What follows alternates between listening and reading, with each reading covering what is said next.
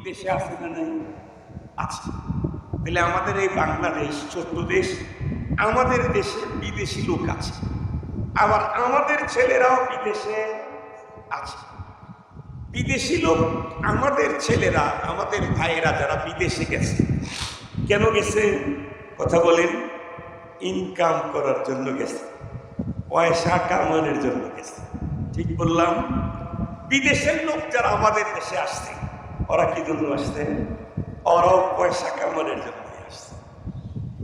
তাহলে প্রতিটি মানুষ তার নিজের ঠিকানা ছেড়ে অনেক দূরে যায় জীবন জীবিকার তাগিদে, অনেক দূরে।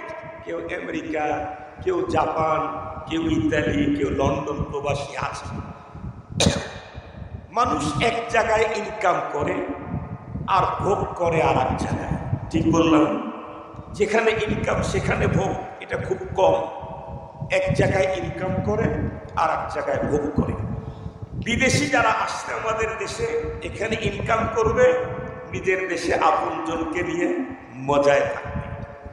আমাদের ছেলেরা যারা মালয়েশিয়া আছে, আমেরিকায় আছে, বহুত কষ্ট করে ইনকাম করতেছে, স্বপ্ন দেখতেছে 10 বছর পর এলাকায় গিয়ে ছেলে সন্তান বাবা মাকে নিয়ে বাকি জীবনটা স্বাচ্ছন্দ্যময় কাটানো। ঠিক বললাম? এখন আসে যত ছেলে বিদেশে গেছে বাংলাদেশে, অথবা বিদেশ থেকে যারা বাংলাদেশে আসছে, সবার টার্গেট হলো মাল কামানো, পয়সা কামানো। এখন একটা ছেলে জাপানে গেল, যে গেল তার বাবার বাড়িটা ভিটা বাড়িটা বিক্রি করে দিয়ে গেছে, কিন্তু ওইখানে যাওয়ার পরে সে সুবিধা করতে পারতেছে না, মানে তার কোনো কাজই হচ্ছে না।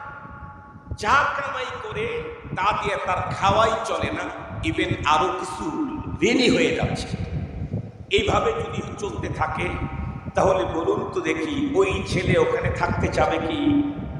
আপনারা যারা ভিটা বাড়ি বিক্রি করে পাঠাইছেন তাকে বলবেন যে না, তবু ওইখানে থাকো, আমরা মাসে মাসে তোমার ঋণের টাকা পাঠিয়ে দেব। বলবে কি কোনো পাগলে? বরং কি বলবে?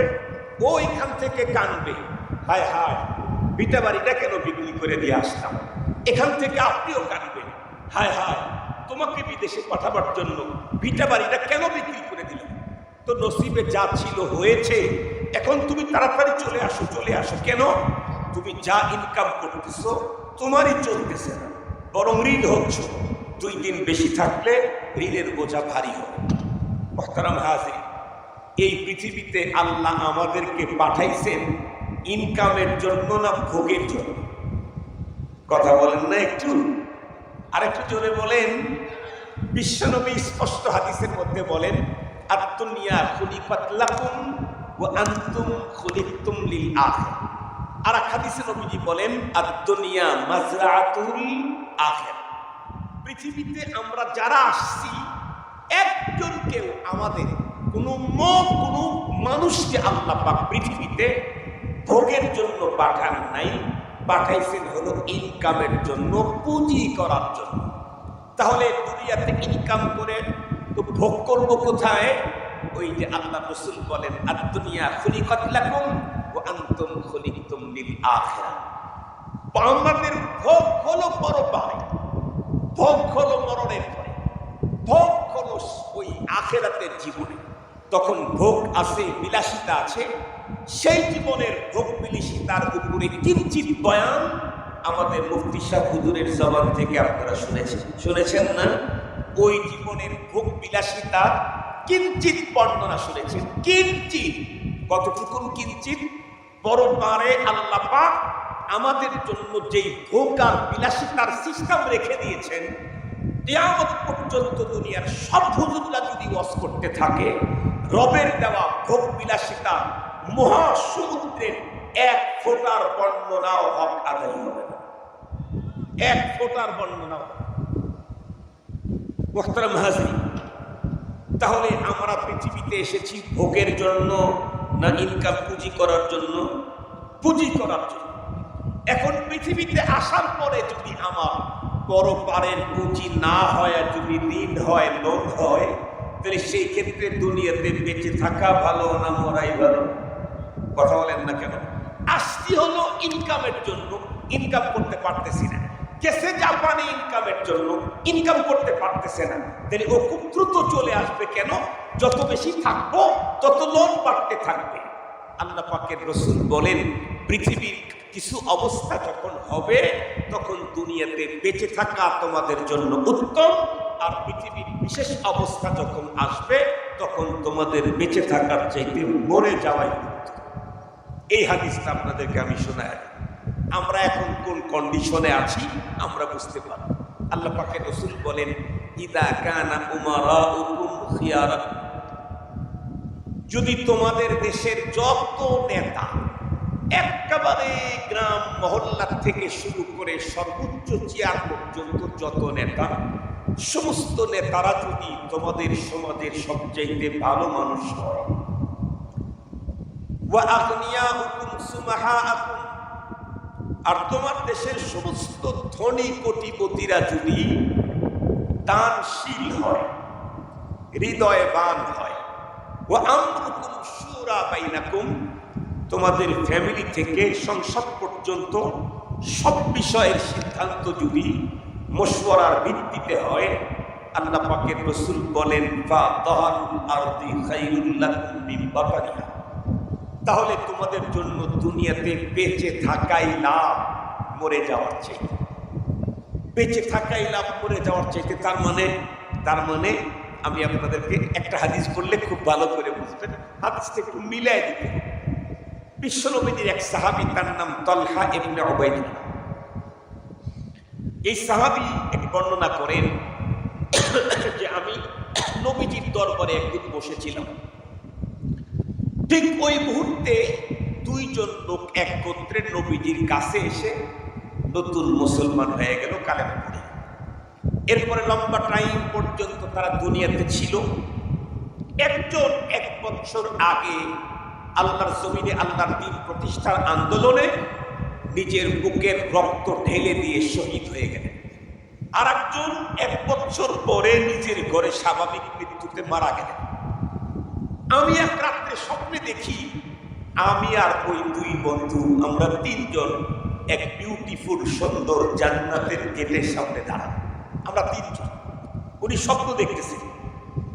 সাহাবী বর্ণনা করেন, 3 জন দাঁড়ায়া জান্নাতের গেটের কারুকার্য, শিল্পীর কারুকার্যগুলি দেখতেছিলাম। হঠাৎ করে জান্নাতের গেটটা খুলে গেল।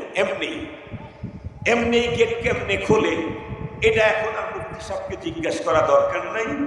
বগুড়া শহরের শপিং মলের ভিতরে ঢুকলে এমনি দেখা যায়। দেখছেন না উন্নত শপিং মল? আপনি শুধু গেটের সামনে দাঁড়াবেন, টাচ করার দরকার নাই, ধাক্কা দেওয়ার দরকার নাই, কাউকে ডাকা দরকার নাই, গেটের সামনে দাঁড়াইতেই গেট খুলে যায়। এটা হলো মানুষের প্রযুক্তি।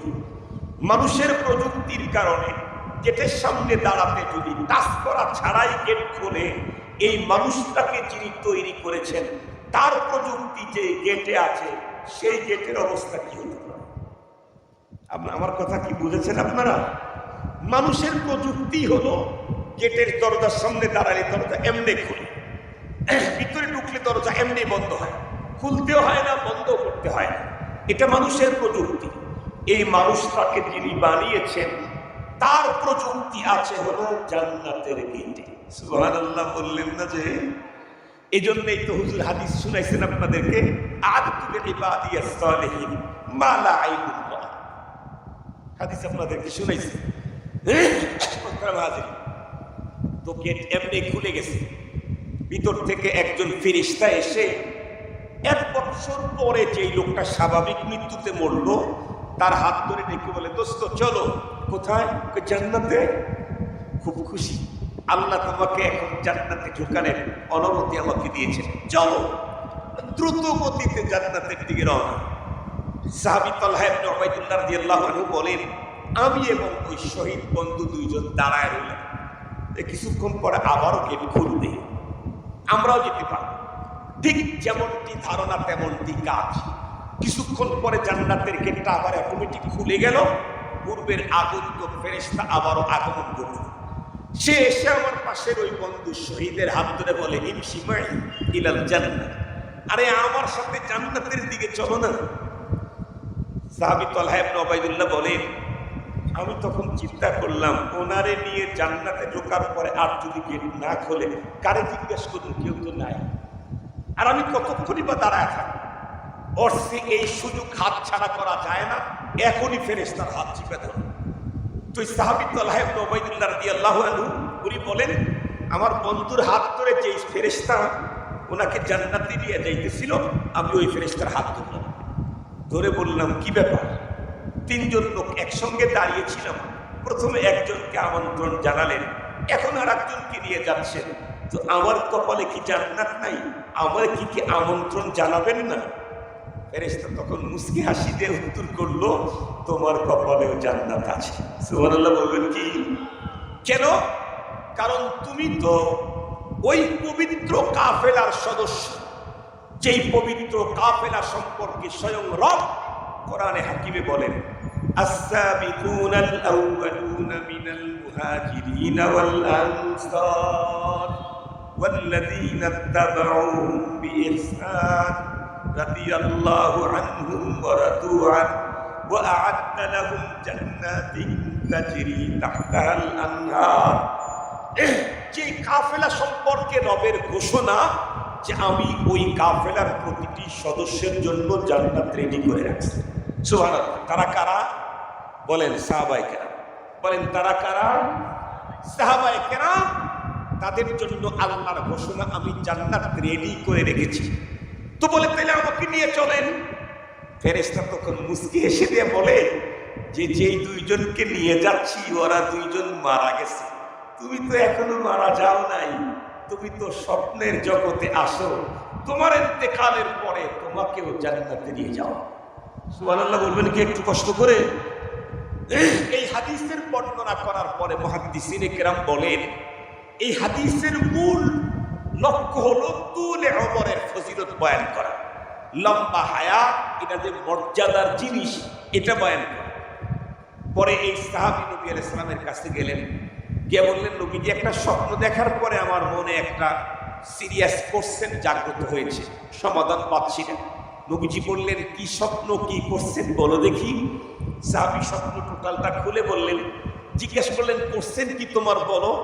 কোশ্চেন হলো, যেই লোকটা 1 বছর আগে আল্লাহর জমিনে আল্লাহর দ্বীন প্রতিষ্ঠার জন্য ছেলে মেয়ে স্ত্রী পুত্র কন্যা এমনকি নিজের জীবনের মায়া ত্যাগ করে শাহাদাতের পেয়ালা পান করে দুনিয়া থেকে চলে গেলেন, এই লোকটাকে জান্নাতে পরে আমন্ত্রণ জানানো হলো কেন?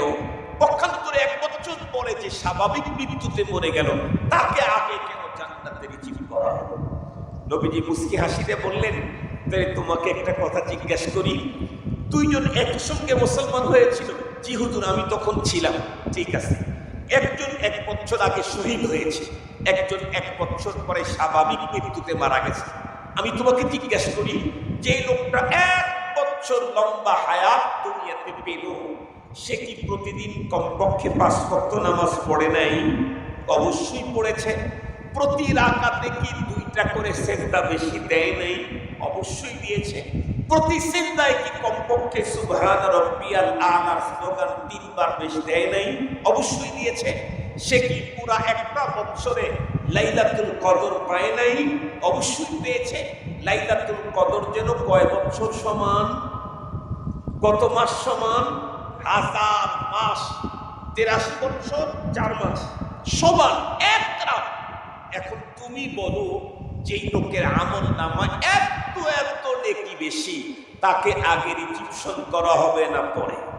এই হাদিস স্পষ্ট কথা বুঝালো, দুনিয়াতে কেউ যদি হায়াত বেশি পায় আর যদি নেক আমল করতে পারে, তাহলে 1 মিনিট হায়াত বেশি পাওয়া পরকালে তার জন্য জান্নাতের অনেক উঁচা মাকাম তার জন্য ব্যবস্থা হয়ে যাবে।